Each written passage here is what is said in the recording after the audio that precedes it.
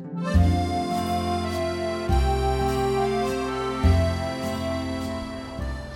hello there and welcome to the channel, and in this video I'm going to be talking to you about your exotic garden winter insurance policy, and that is regards to you making sure that all your exotic and tropical plants are still going to be around for next year. And for example, we've got a lovely alocasia here, so-called beginner. Look at that. And once again, another example of you buying a plant and it being the wrong variety on the label. What a flipping surprise. So, like many of us, you have spent a small fortune on these exotic tropical effect plants for your garden, and now come the autumn and early winter you've got to make a decision as to what you're going to do with them. Otherwise all these plants will be lost and you have to start again, get into your wallet and buy a new load for next year. Well, there's things you can do, you know, particularly with the alocasia that I just showed you, which as soon as temperatures start to drop below 10 degrees, which I wouldn't say is particularly cold, you have to bring that in. And I don't mean bring it into the greenhouse because it will still get cold in there. You've got to bring the alocasia and your colocaceas indoors if you're going to keep them as a plant in foliage over the winter period, or you can allow it to dry off and remove the bulbs and save the bulbs. Now, I've never had much luck with the bulbs, so this year I'm going to keep that indoors in the conservatory in at least above 10 degrees centigrade and keep that one alive. Anyway, let's go around the garden. I'm going to show you the plants that we've got that need winter protection. I'm going to show you the ones that need to come to greenhouse, the ones that need to come indoors, and the ones that we can, like I say, a little insurance policy by taking some cuttings or lifting. Come on then. Okay, so as I said, the alocasia here, that is going to be brought indoors. The Anoniums, I mean, they can go into the greenhouse. The temperatures don't really go much below 0-1 degrees, but other than that, these are all going to go indoors. I've got a Mayer's variety citrus lemon here. Now, this is one of the hardiest of the lemons that you can buy, and you should be able to keep that outside really on the south coast. But despite that, it's not as hardy as you think. I mean, you can keep it outside in a pot against a south wall with some fleece on it, or bring it into the conservatory. Sorry, bring it to the greenhouse. But if it gets too cold, below -4, bring that into the conservatory. Alright, this is a pot full of spider lily bulbs, and I love spider lilies. I'll show you a little picture of what the flower looks like. Absolutely wonderful. Not really hard enough to stay as bulbs in the ground here in the UK, although you might be able to get away with it in the Scilly Isles. So I'm going to keep them in the pot, I'm going to let them dry out, and I'm going to leave them for now in the greenhouse. The greenhouse should be alright because it's more about being dry. So that's where they're going to go, in the greenhouse. I'm not going to put those indoors. Just thought I'd show you these. These are the old tree dahlias, Dahlia imperialis, and as I've said in previous videos, these tend to flower in November, and hopefully they'll flower before the hard frost comes, because if they get hit by the frost before those flower buds open, then you're not going to get your flower. But let me just show you the flower buds, because they're still tight, but look at them, they really do want to come out. There you go, look, see, you can just see that there. And also 1, 2, 3, 4, 5, so there's 5 on that, and they're not going to be as particularly attractive as any of your regular kind of dahlia cultivars, but you know, the fact that it does flower so late on in the year makes it worthwhile. Tender fuchsias like this dahlia here, this isn't going to survive a cold frost, it will be completely ruined. So if you want to keep these for next year, so you can plant them out, you know, starting off with a big size, then you need to lift these, put them on again, put them into the greenhouse. And just look at that, look, stupid roses still trying to flower at this time of year. I mean, it's nearly November, for goodness sake. This Musella Laziocarpa, I'm going to leave this outside, because so long as temperatures don't go below about 4 degrees, -4 degrees, then these will be fine. But what I would do is get myself some dry mulch, like bark chips, and then come November, put a mulch of that around here. And while we're looking at the calla lilies, because they're not particularly hardy either, I'll put a dry mulch on these. So calla lilies, Musella Laziocarpa, and also this lovely salvia. Now, it's said to be quite hardy, but again, I'm going to put a mulch on all the salvias this year, because they did struggle coming back after last winter's cold temperatures. And just because you know, temperatures are getting low, there's a lot of rain, been an awful lot of rain here, especially over the last few days, then you might not be going out in the garden to enjoy it, but you can still look out and enjoy it in the garden. Sorry, from indoors, out the windows into the garden, still keep it looking smart and tidy. So with that, just keep an eye on brown leaves, like this old crocosmia here, that doesn't need to be there anymore. And you know, some of these palms, you know, these yellowing leaves, nobody wants to see that. Oh dear, this big boulder's starting to show the signs of late autumn. The leaves are starting to go on this this banana. And look over here, this yellow flowered dahlia that was doing so well throughout the year, it's run out of steam. The stems have got very brittle and snap extremely easily, and there's pretty much, I mean, there's the odd flower bud, but I don't think that will come out. There's another flower bud, but yeah, anything that was looking good on here, that's gone. Oh, the asparagus, our lovely asparagus crop, that's starting to go yellow. So all the plants are recognizing that autumn is among us and starting to draw in nutrition, starch, sugars away from the leaves and these sort of herbaceous plants to bring it back into the stems, back into the root system. So the inevitable has started. The plants are starting to give up, run out of steam. They are not going to look as good as they did anymore. So it's the inevitable. Just keep it tidy, you know, take off these leaves, just try and keep it tidy still. Now the tree ferns are still looking good, but I think if you notice, I don't know if you see it on the camera, but this newish leaf is much lighter green than this dark green. Now, unlike all your other plants in the garden, this is probably the only plant that I'm going to say you need to put a little bit of feed on. And the reason for that is because over the winter, the crown, the growth in the crown, you know, can deteriorate in condition. So it will need to be watered over the winter, but not as much as the summer. And it will still need a little bit of feeding. And I know that sounds counterintuitive at a time of year when it's not growing, but it's just a little bit of, because you're still watering, that means that nutrition can be absorbed and drawn out through the trunk. But just a little bit of feed on there, maybe every 3-4 weeks, just to keep the crown in condition, because come the spring you want it as strong as it possibly can be in order to push out all that new spring growth. So it's just one of those little things. It's the only plant in the garden that I'm going to feed, and like I say, I'm going to feed it probably about a quarter as what I used to do, and probably half as often. Now, just getting back to the banana, it's not going to be long before we're going to start getting hard frost.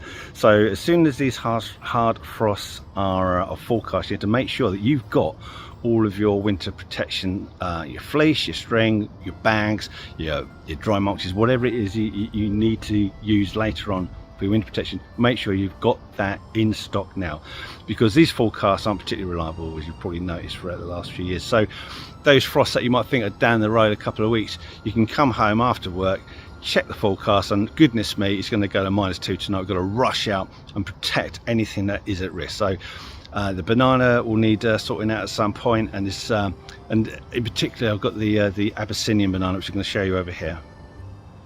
So this N-set Ventricosa morellii, the Abyssinian banana, it's I am going to leave this out this year. It is not as hardy as the Musa Basju, but it is pretty hardy, surprisingly so, but it will need some extra protection. So for this one, it's going to get a dry mulch. It's going to be I'm going to do a couple of layers of fleece. Once I've taken all these leaves off, all the leaves have to come off on your bananas, take all those off. I'm going to put 2-3 layers of fleece around it, then put a bag on top, give that extra layer of protection. Hopefully come the spring, as it generally does, this will come back, but only because it's fairly established. I'll put this in the ground right at the beginning of the year, as soon as the threat of late frost had passed. Spider plant, again, these are quite tough, so I'm going to leave this out for a while, and then maybe move that into the greenhouse later once temperatures drop to about freezing. Just before freezing, that'll come in, and at the same time with this fuchsia boliviana, that will go into the well, no, it's not going to stay here. I might take some cuttings for it, but also going to get a bag system over the top to keep the frost off it, to keep the rain off the base.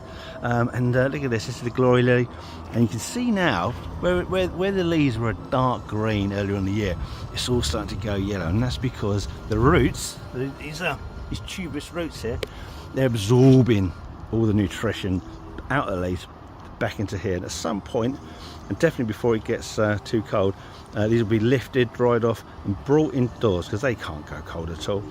But you can see the change there, and all these seeds, once I finish filming, I'm going to take all these off and dry these out indoors too. So I've got some seeds for next year. So daisy leer in here, that's going to have to go indoors. Sorry, not indoors, that's going to go in the greenhouse in a minute. I need this to be, you take the cold quite low, about 2, 3, 4 degrees, -2, -3, -4 degrees, but we won't want it to be wet over the winter. So that's going to go in the greenhouse, so it will take the cold, but it won't have the wet on it. This thing here, unfortunately, that will just be left at our back. Oh yeah, we talk about these, the old echiums, the old tree echiums. Now you'll notice yours actually be starting to grow quite well, and a plant this size next year, so long as we don't get any damage in the crown of this, then you'll get the big tree spike coming up, and you just want the one tree spike. Any damage here and you start getting side shoots, and where those side shoots break, they're a weak point and can be easily knocked over in the wind. So this one here, you know, as soon as like I say, any frost on it or frozen temperatures, this needs frost protection on it, you know, fleece or a bag or both really. Now regarding your agave americana, now we are on the south coast, it is quite mild. In general, the winters don't get too cold, and I've been here before, and we've had a winter where it didn't even drop to 0 degrees. But the trouble is, last year it did. It went to about -7, -8. So it is cold for these. It's right on the limit for one of these in the UK, especially with the wet winters, which are awful. So this will be getting a I'll be building, and I'll be doing a video on it later. I'll be building a little canopy for this to keep the that will allow air to go through it to help keep it dry. It'll keep the rain off it and keep the frost off it, and it also acts as like a little rain shelter for the base of it, so it doesn't get so much water in the soil around it. So that'll be a good one to keep an eye out for. But yeah, so this will be staying out all year. You'll know if you saw the video when we planted it, we've got a lot of gravel in the base of this, and we put in a load of sand and grit in the compost that surrounds it. So drainage is good, but despite that I still want to give a little rain shadow above it. Okay, the dichondra we brought indoors. I think it's going to be still too cold in the greenhouse for it. Unfortunately, the ricinus, I'm just going to let the weather deal with them, you know, so I don't expect these to last till next year, but we will re-sow seed and get them back in the spring. Yeah, we're looking at, so we got the monstera. Now this is a lot colder, it's a lot more tolerant of cold weather than you probably think. This will go down to, this will have a couple of degrees of freezing on this, -1, -2, and it will survive. So it's gotten big this year. You can see it's got to be quite a big plant. It's still in its pot, so I'm going to keep it here for now, and I'm going to bring it into a sheltered part of the garden, you know, by the house, and if temperatures do go below 2 degrees, then I'll bring it into the house temporarily until temperatures warm up. Now the last thing I'll talk about is taking cuttings of plants which, you know, should really survive, but it's like your insurance policy, so we know that they will, if they do die, you know, if you do have a terrible winter for whatever reason, or if you're further north and the risk of cold winters is worse, then these are the plants that I'll be taking cuttings off, or have already taken cuttings of, which will be kept in the greenhouse or the house. So come the spring, I do have some backup stock just in case I need it. So we've taken cuttings of anoniums, which these big plants will go in the greenhouse, because and I might bring them indoors later on, and the cuttings also stay indoors. These Tradescantia sylvantana, we've already taken cuttings of these, just to be on the safe side, although to be fair, these are really tough. And the coleus, which are certainly not tough, we've got plenty of cuttings of these. They've already rooted, that will overwinter in the house.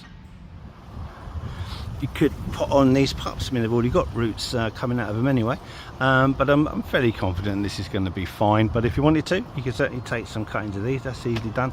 And with the fuchsias, you look at the stems down here starting to get woody, particularly on this one, because once we drop some leaves on some of the other varieties, I'll take some hardwood cuttings again to make sure that the ones that are a bit at risk, we've got some in the greenhouse to plant out again in the spring. Salvage is a good one, because they're a lot stronger than you think, or at least what they used to be think. But we took the cuttings of these sort of late spring, early summer, so I've still got plenty of cuttings. These will go in the greenhouse, as will side shoots and pups that we've taken from any of the cacti and succulents earlier in the year to make sure. So it's all about organisation. You know, this is all information that would have been great about 6 months ago for you, but it's all something for you to be aware of. You know, make sure you have an insurance policy of plants just in case winter's too bad and your main plants die. You've always got a backup selection of plants in the greenhouse, whether you need them or not. And if you don't need them, you'll sell them, make some money and buy some more plants. We'll call this Propagating, the last one. This one will be being brought into the greenhouse shortly, but I want to try and keep it outside with the sun on it, because these flowers are going to be flowering soon. If you've seen our earlier videos, then I would have mentioned that I'm hoping that this will flower October. I don't think it's going to flower in October now. It's still, I mean, they're getting bigger, but they're not quite big enough. Maybe if temperatures still remain mild, then we'll get like an early November flowering. But I'm looking forward to this. But again, as soon as that frost hits it, no, I have kept them outside in the ground with a load of fleece on it, and they've come back, and I've had them out for a few years like this until I moved out and left them there. So I really want this to be an impressive display in the spring, so I'm not going to risk leaving it out this year.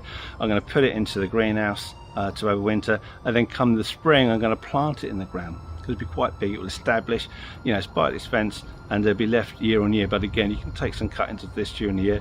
You know, again, insurance policy. You've got to think about, you know, next year's display. Well, that's not too bad, is it? I mean, it's a bit of a walk round. It's some how to take cuttings and what to take cuttings from, and a little bit of maintenance. You know, all in the one video. Probably should split that into 3. There you go. If you've got any questions, any plants that you're interested in, or anything you'd like to add, any good tips, then do so. Put those in the comments. We would love to hear from you. Anyway, thanks for watching. Appreciate you enjoying the channel, and don't forget to come back and see us in the next video. Thank you for watching. Goodbye.